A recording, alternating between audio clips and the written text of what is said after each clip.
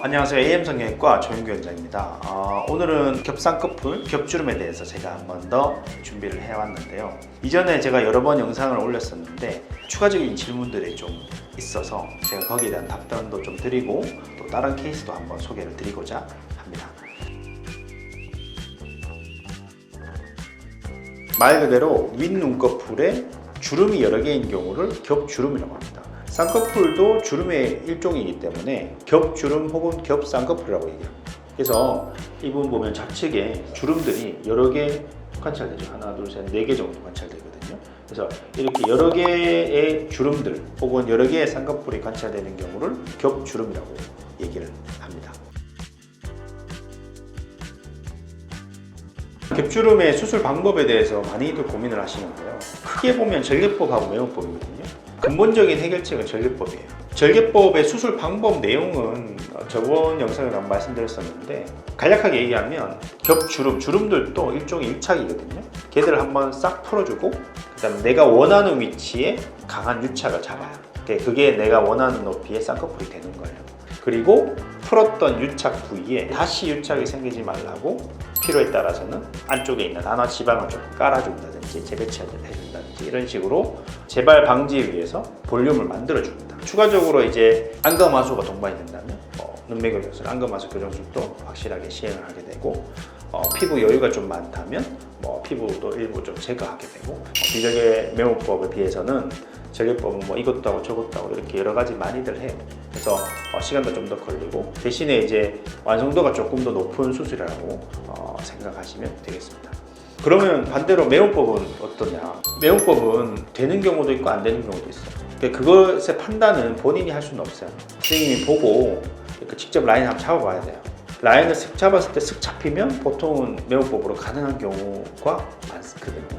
하지만 매혹법은 이제 절개법에 비해서는 쌍꺼풀의 완성도라든지 겹주름의 개선 정도, 겹주름의 재발 정도 등에서는 당연히 절개법보다는 조금은 떨어지긴 합니다. 하지만 눈뜨는 힘은 괜찮고 겹주름이 강하게 있고 이런 경우에서는 매혹법으로도 충분한 결과가 나오는 경우가 꽤 있거든요. 그래서 잘 한번 상담을 받아보시고 뭘 할지 결정을 하시면 될 것 같습니다. 이분은 20대 여자분이시고 겹주름을 주소로 내원을 하셨죠. 쌍꺼풀이 좌측이 겹주름이 좀 더 심하고 덜 또렷해 보이고 우측은 그나마 그게 좀 낫습니다. 그래서 좌우 비대칭 문제도 있고 해서 방문을 하신 분이거든요. 좀 더 구체적으로 이제 제가 눈의 상태에 대해서 짚어드리겠습니다. 첫 번째 말씀드린 건 당연히 겹주름인데요.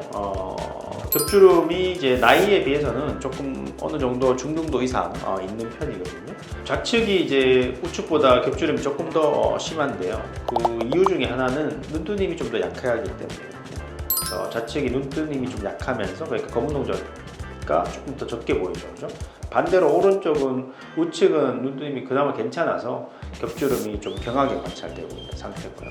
그리고 두 번째는 방금 말씀드린 눈 뜨는 힘이 좀 약하다는 점인데요. 경도의 안검하수가 좌측에 관찰된다고 생각하시면 되겠습니다. 세 번째는 꺼진 눈, 그러니까 눈두덩이가 좀 꺼져 보이는 것도 관찰이 된다는 점인데요. 눈썹 아래쪽이 약간 꺼져 보이는 상태입니다. 꺼진 눈의 정도는 심한 편 아니에요. 아주 경한 상태인데 특히 좌측이 조금 보이거든요.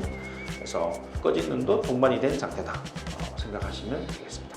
네 번째는 비대칭 문제인데요. 앞서 말씀드린 세 가지 사항들이 다 좌우가 차이가 있었죠. 겹주름의 정도, 눈 뜨는 힘의 정도, 그 다음에 꺼진 눈의 정도. 그래서 이게 좌측, 우측이 다 차이가 있음으로써 전반적인 비대칭으로 관찰이 된다고 생각을 하시면 되겠습니다. 다섯 번째는 쌍꺼풀하고 약간 별개의 문제는 안구의 구조적인 문제인데요. 안구가 약간 돌출안이 이제 관찰된다는 점이죠. 그러니까 눈이 약간 튀어나와 있는 거죠. 비교의 대상은 이 눈썹뼈 혹은 이 아래쪽 광대뼈라고 생각을 하시면 되는데요. 어쨌거나 이 양측에 비해서 이 눈썹뼈든 광대뼈든 간에 그 뼈에 비해서는 안구가 약간 나온 편입니다. 그래서 돌출안이 있으면 보통 겹주름이나 안검하수, 꺼진 눈이 조금 더 관찰되는 경우가 빈도가 많거든요. 함몰 눈에 비해서. 그래서 이분도 약간의 돌출안 소견을 보이고 있고 돌출안을 이제 쌍꺼풀 수술로서 어떻게 교정을 할 수는 없어요. 할 수는 없지만 쌍꺼풀을 이제 어느 정도 높이로 어떠한 형태로 잡냐에 따라서 돌출안이 조금 더 심해 보일 수도 있고 좀 덜해 보일 수도 있습니다. 그래서 적당한 쌍꺼풀 형태나 높이를 정할 때 안구의 위치도 한번 고려를 하는 것도 여러 가지 측면에서 도움이 됩니다. 여섯 번째는 마찬가지로 이것도 구조적인 문제 중에 하나인데 피부가 얇다는 점이죠. 피부가 얇은 분들에 있어서 이제 겹주름이나 아니면 이제 꺼진 눈이 호발하는 경우가 많습니다. 그렇기 때문에 잘 교정을 해줘야 되고, 두꺼운 분들은 꺼진 눈의 겹주름보다는 피부가 처지는 증상이 많겠죠. 피부의 상태를 따라서 눈의 문제점도 다른 양상으로 나타나게 됩니다. 좌측이 이제 겹주름도 중등도 이상이었고 약간의 꺼진 눈도 관찰됐고 눈 뜨는 힘도 경하게 안검하수가 관찰된다고 말씀드렸었죠. 그렇기 때문에 이 세 가지만 봐서도 그냥 절개법을 하는 게 추천이 되는 상태입니다.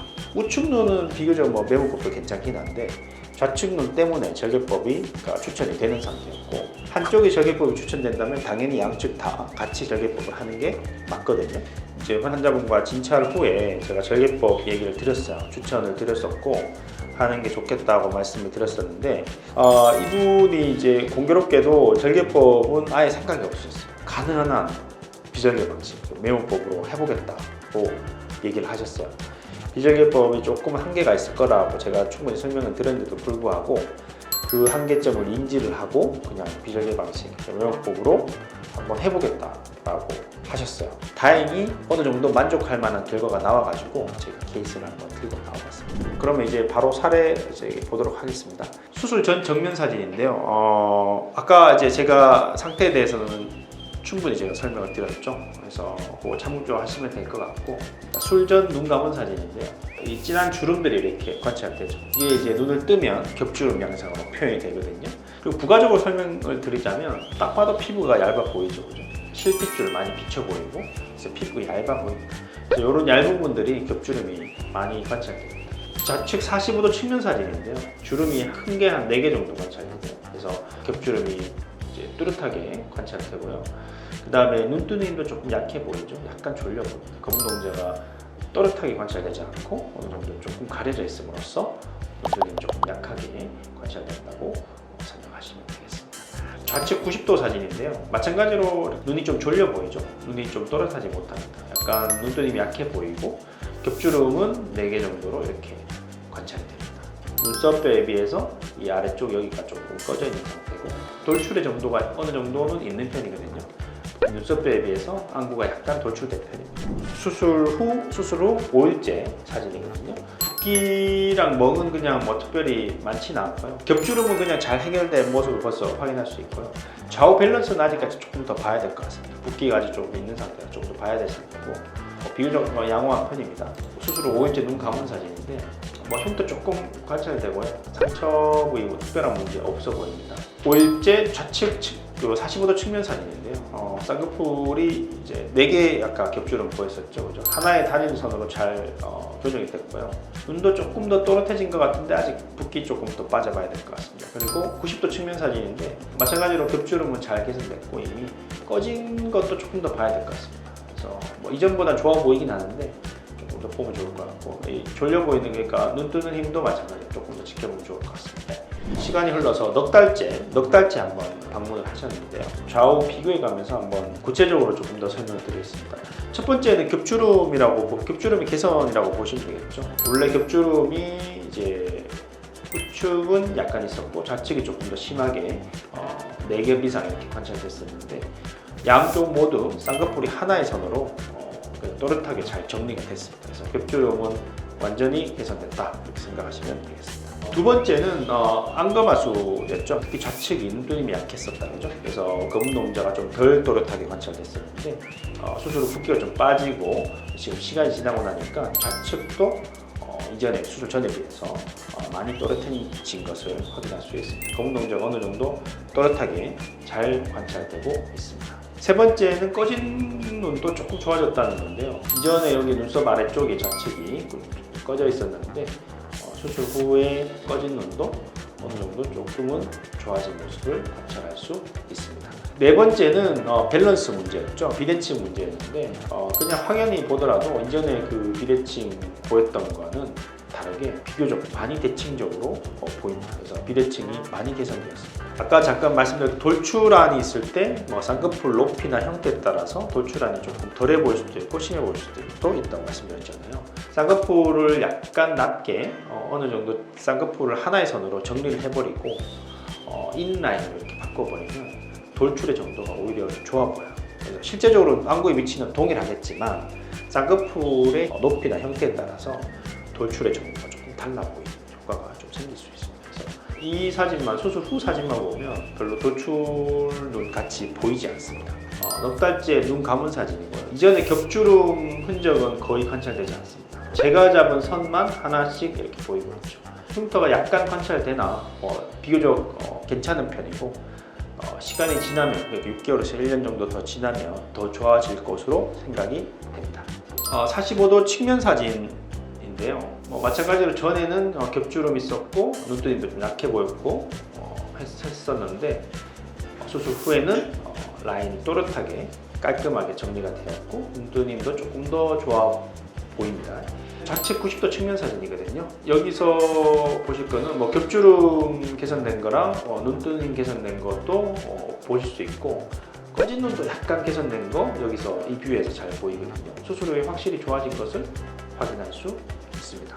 정리를 좀 하자면 겹주름은 그냥 단순한 문제가 아니에요. 여러 가지 원인들이 쌓여서 겹주름을 표현이 되는 거거든요. 그 원인들을 정확하게 짚어내고 찾아서 걔들을 딱 교정을 해주는 게 치료의 원칙이에요. 그렇기 때문에 전문적으로 하시는 전문의쌤하고 상담을 통해서 하나하나씩 해결해 나가시는 게 가장 좋은 방법이라고 생각을 합니다.